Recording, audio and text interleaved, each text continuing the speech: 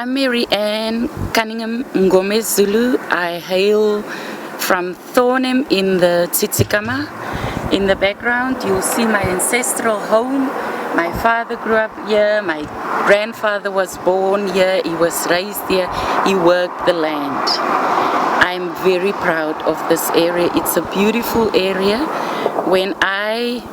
At some point in my life, I became very interested in the environment, and I studied to become a field guide specializing in indigenous forest. I have a passion for our fauna and flora, and I go all out to try and read up on everything. I love the Tsitsikamma National Park. I go all out to advertise it, to market it, and to invite people to come and visit us because I think it is the most beautiful place in the world. I also see the other side beyond the Tsitsikamma National Park, where people work in the forestry sector and even in the tourism sector for decades, and they still earn 5,000 rand, leaving them in poverty for the rest of their lives. The closest schools to Tsitsikamma are about 80 kilometers away. People have to pay up to 500 rand a month in transport fees, so if you only earn 4,000, 5,000 rand, you're left with what to pay for food and other necessities. The area's got an almost 50% unemployment rate, so that's the downside to living in a rural area with a rural economy, basically consisting of forestry, sawmills, tourism. We love the park. We don't want to destroy it. Our forefathers helped to build this park. Every step on the Otter Trail was built by people from this area. Every chalet there was built by people from this area. We've contributed towards everything in that park, and we will continue to build it, but this time for the benefit of everyone. As you might know or not know, is that only 8% of Sandpark's budget comes from National Treasury. The rest of it comes from profitable parks in South Africa.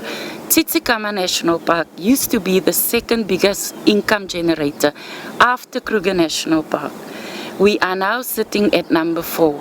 Our money that we've generated in this area helped to build Table Mountain to be at the top of the list after Kruger National Park, and then it's Edo, and then it's Tsitsikamma, and then it's the one in the Northern Cape, Kalahari.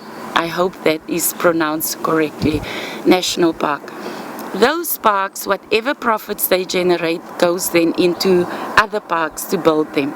We feel we've done our bit for conservation through the monies that was generated in the Tsitsikamma. We've helped to build other parks into world-class facilities, just like the Tsitsikamma. The number of jobs that the park generates, we really appreciate it. But we feel for the value that the park brings to not only South Africa, we don't feel we're getting a good deal here as the people of Tsitsikamma. The poverty levels, the unemployment, it is something to behold. I still live in my community. I travel all over the world. I go to places like Sweden, where if through a permit, you can actually go and camp anywhere, even on privately owned land. We don't have that privilege. I grew up next to the forest, and our forest was fenced off. So even if I went to a river, I was a criminal because I wasn't allowed to go in there. But that didn't put me off. As I grew up, I decided I wanted to understand the forest. And because I understand the forest, and I know that there's a spiritual need that's filled by that, I go out of my way to try and protect the forest, etc. But it doesn't mean I don't support other people's consumptive use of the forest. And I don't feel it's fair that only big companies, mostly international companies, seem to benefit from our assets in the Tsitsikamma. If you look at where I'm standing now, we are standing next to the Storms River. This river flows into the Tsitsikamma National Park. It's called Storms River Mouth because of this river that we're standing next to. On my left-hand side, there's one of the busiest petrol ports in the country. It is called Total Village. It's on the banks of the Storms River. And this, we get about over 1 million cars stop here annually.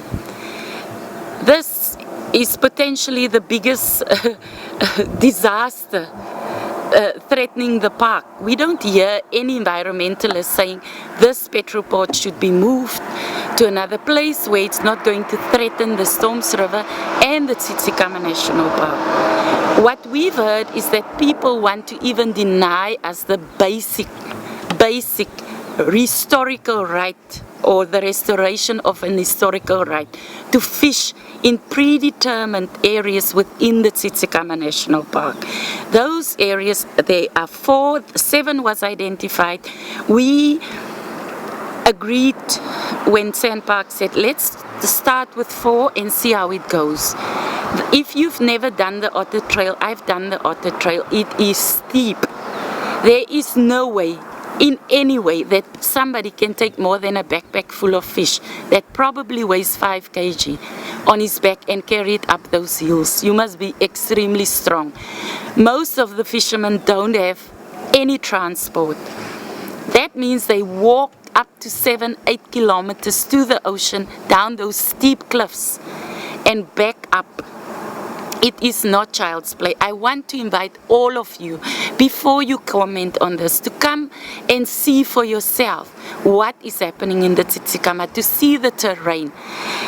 Back to the areas that were identified by Sandparks in conjunction with people of Tsitsikamma.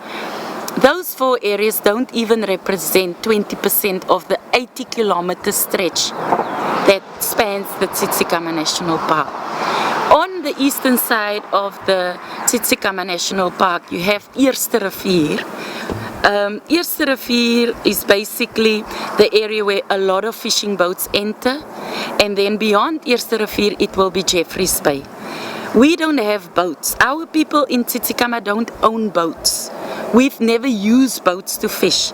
If people want to agitate for more conservation areas, they should close the ocean up to Oyster Bay on the eastern side.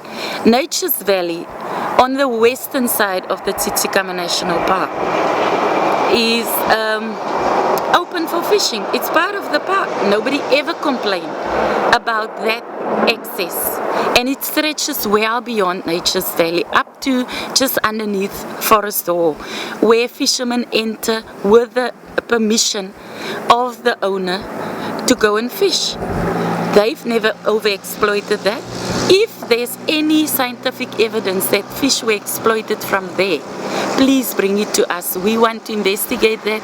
We want to interrogate it. Secondly, or almost lastly, I want to say to you, we have never had a problem with our fishes that breeds in the Tsitsikamma National Park being used to attract whales and sharks and dolphins to Plettenberg Bay, where boats that are run with fuel and petrol and diesel actually go right up to the dolphins, agitate them, violating their personal space. We've never done that. We've always said, everybody, if we talk about conservation, conservation includes people. What is conservation if we don't do education, if people don't benefit, whether it is spiritually, emotionally, financially, or even like now, where poor people are asking to just have the historical right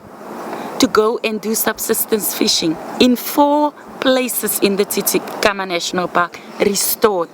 These rights were taken away from them in 1964 by the previous government, who didn't consult with anyone. They did what they did.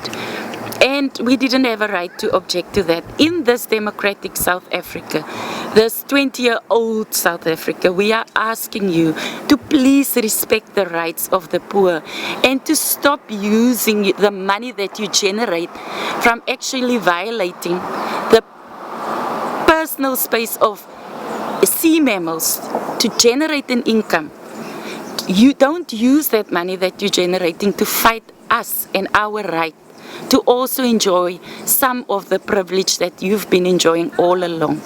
Please have a heart and let us all come together and do conservation and not preservation, where only a few benefit and the others must look at it and say it's okay.